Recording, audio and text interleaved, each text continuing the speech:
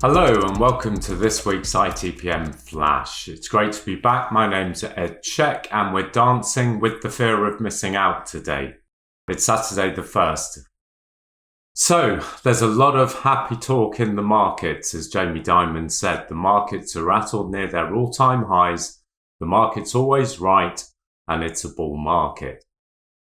And of course, with the S&P, Nasdaq and Dow all at or near all-time highs, and even the Russell continues to tease that corporate profitability in America is improving.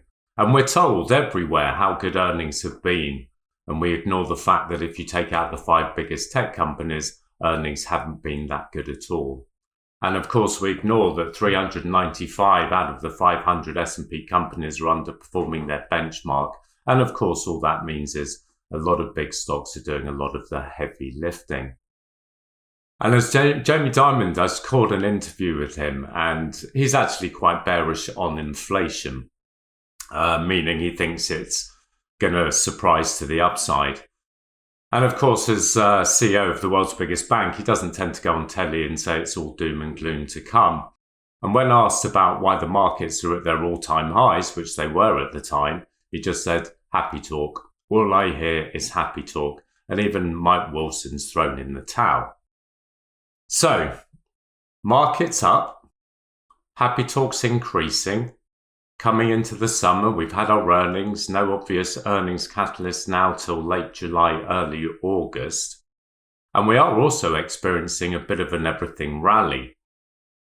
So if you have a look at the credit market in the junk bond market, you'll see that yields are very low and there's no trouble. The bond market there is saying there's nothing to see, all is well. And that is consistent with markets trading high. But then if we look at gold, and we know that gold's had a really big rally, that's an unusual correlation with markets, equity markets at an all-time high.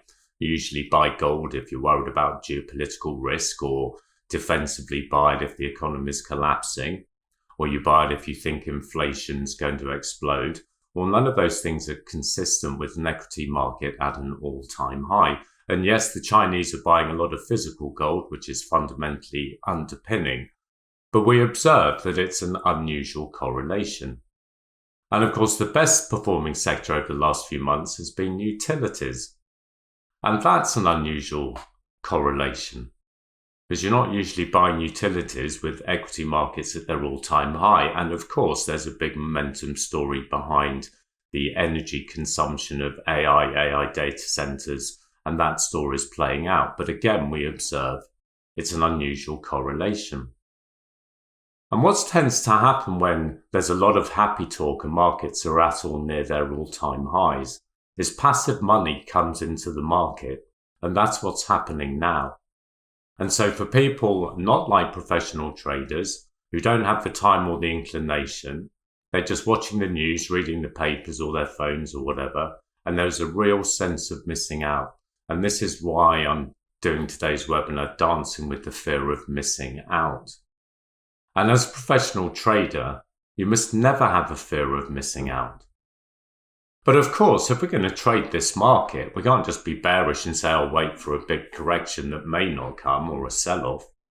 We're going to have to get comfortable about buying charts that are bottom left to top right on the screen. And I'll give you an example of something that I bought recently, an option spread, in a stock that I've traded for the third time. It's AppLovin, APP. I'm not going to go into the details of it, other than it has got a scalable, best-in-class AI algorithm, which of course matches buyers and sellers in the digital ad spend, and it's scalable across verticals.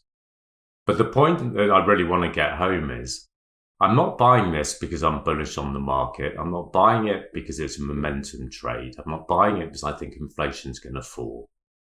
I'm buying it because I think when they report next earnings, it can beat earnings again and go up from where it is today, early 80s, to over 100. So I'm reminding myself always I want to have fundamentally driven ideas more than momentum. Of course, momentum and fundamentals coexist, and that's really exciting when we've got the right positions on. But it's not a greater fall theory. That's the problem with momentum trading. You just need more people to follow you in. There isn't something really fundamental. And as a professional trader, we're just trying to trade, or here at ITPM, our best 12 catalyst-driven ideas with a good chance of beating earnings. Now, I still am going to maintain a very diversified book.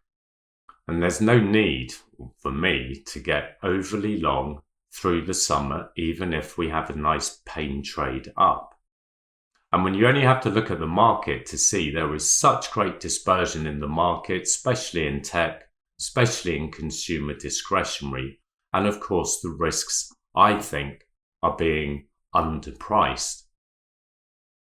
And when you think, if the Russell doesn't rally, or if the macro declines, if retail spending continues to slow, inflation spikes, all of these things that could happen, you can trade a nice spread on Russell out to September, the 195, 185s, and it will give you, just checking here, a 5-for-1 return, 500%. And of course, if I'm adding things like AppLovin and it goes to 105 after earnings, another 20% move, an August vertical, 85 to 105, that'll give over 300%. So I think there's plenty of good trades from a tail risk perspective. And you can even put on like a snow vertical. We've seen this week that software is really under pressure. Big cap software with no obvious AI drivers. They're all reporting in line, slightly disappointing in getting hammered.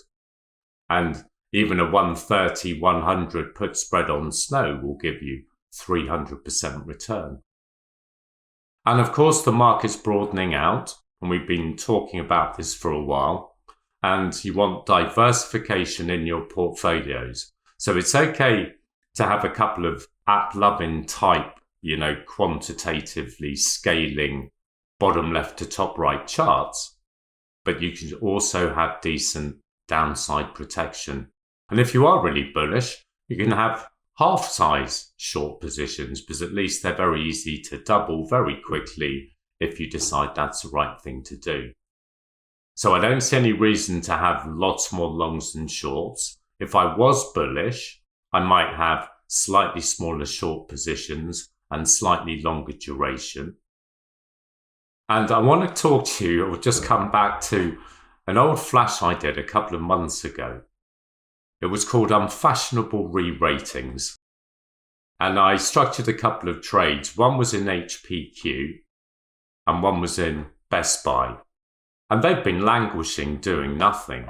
But of course, they both reported this week. And HPQ went up 20% and Best Buy's up probably 15-16% from the earnings. And if you have a look at what those positions made, the HPQ as of the mark last night is up just under 300%. But if you'd sold it on the day of earnings, it would have been up about 370%. And even little old Best Buy, the September vertical, 85 to 100, is making a little bit of money. But it looks like there's more room to run. And it's just another reminder. I'm going to have some stocks that have rallied hard. I've got to find some more value stocks that have got a fundamental reason why they might re-rate. And of course, as tech has a little wobble and software especially looks quite vulnerable, we need to have good diversification and tail risk. So, we never have a fear of missing out. Observe the market, not just read all the happy talk. Be careful to have not too many pure momentum trades. And another area that's quite useful is looking at ex-US equity. Thank you very much. I'll see you next time on the ITPM Flash.